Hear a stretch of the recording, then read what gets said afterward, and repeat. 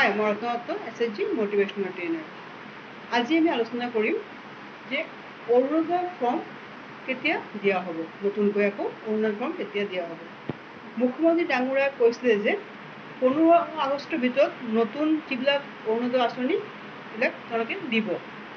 অৰুণোদয় যিবিলাক আঁচনি যিবিলাক এতিয়ালৈকে এপ্লাই কৰা নাই, কৰিম বুলি ভাবি আছে, তেওঁলোকৰ কাৰণে নতুনকৈ ফৰ্ম আহিব আৰু 15 আগষ্টৰ পৰা এই অৰুণোদয় আঁচনিবিলাক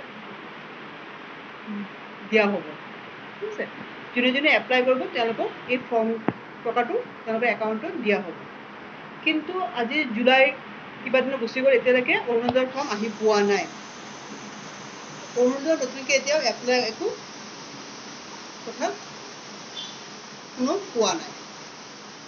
যিহেতু এতিয়া কি হৈছে, চাৰিওফালে বানপানী হৈ আছে, সেই বানপানীৰ কাৰণে যিটো আমাৰ মুখ্যমন্ত্ৰীৰ যিটো ফাণ্ড হয়, সেই ফাণ্ডটো আমাৰ সেই বানপানীৰ যিটো সহায়তা শিবিৰ আছে তাত গুচি গৈছে। যিহেতু মানুহৰ জীৱনৰ দামটো বেছি, সেইকাৰণে মানুহৰ জীৱনৰ প্ৰাণটো বচাবৰ কাৰণে এই যিটো আমাৰ অৰুণোদয় আঁচনি যিটো টকা দিম বুলি কৈছে, সেই টকাটো তাত ইনভেষ্ট কৰিছে বা তেওঁ মানুহক সহায় কৰি আছে। গতিকে এই বানপানীৰ পিছত আমাৰ যিটো অৰুণোদয় ফৰ্ম নতুনকৈ আকৌ দিয়া হ'ব, সেই ফৰ্মবিলাক আকৌ এপ্লিকেবল কৰি যোনে যোনে পাব তেওঁলোকৰ নামটো অৰুণোদয় আঁচনিত সোমোৱা হ'ব। তেতিয়াহে তেওঁলোকে অৰুণোদয় আঁচনিটো পাব। গতিকে এতিয়ালৈকে যদি আপোনাৰ কোনোবা কৈ আছে যে অৰুণোদয় আৰম্ভ হৈছে বা অৰুণোদয় ফৰ্ম দি আছে, তেন্তে মিছা কথা। কাৰণ বহুতো ভিডিঅ' এতিয়া ওলাইছে, বহুতো ভিডিঅ'ত নতুনকৈ কৈ আছে যে অৰুণোদয় আঁচনি অনলাইন আৰম্ভ হৈছে, অফলাইন আৰম্ভ হৈছে, কিন্তু এইটো মিছা কথা। কাৰণ এতিয়ালৈকে অৰুণোদয় আঁচনি একো ফৰ্ম দিয়া হোৱা নাই।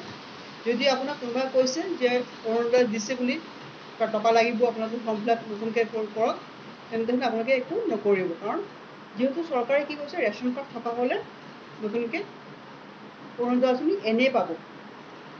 গতিকে আপোনালোকে এতিয়া ধৈৰ্য ধৰক, কিছুদিন পিছতে আপোনালোকৰ অৰুণোদয় আঁচনি নতুনকৈ আকৌ আৰম্ভ হ'ব, তেতিয়া আপোনালোকে এপ্লাই কৰিব পাৰিব। আৰু যোনে যদি ৰেচন কাৰ্ড এতিয়ালৈকে এপ্লাই কৰা নাই, তেওঁলোকৰ বাৰু এতিয়া ৰেচন কাৰ্ড আহি আছে, নতুনকৈ আকৌ ৰেচন কাৰ্ডো আৰম্ভ হ'ব। গতিকে অলপ ধৈৰ্য ধৰক, বানপানী শেষ হোৱাৰ লগে লগে চৰকাৰে অৰুণোদয় আৰু ৰেচন কাৰ্ডৰ কাৰণে আকৌ নতুনকৈ ফৰ্ম দিয়া আৰম্ভ কৰিব। গতিকে এতিয়াও অফলাইন বা অনলাইন কোনো পধ্যই অৰুণোদয় আঁচনি বা ৰেচন কাৰ্ড আৰম্ভ হোৱা নাই। যদি কোনোবা আপোনালোকে মিছগাইড কৰি আছে, তেন্তে আপোনালোকে সাৱধান, কোনো টকা দি পেলাই এইবিলাক এপ্লাই নকৰিব।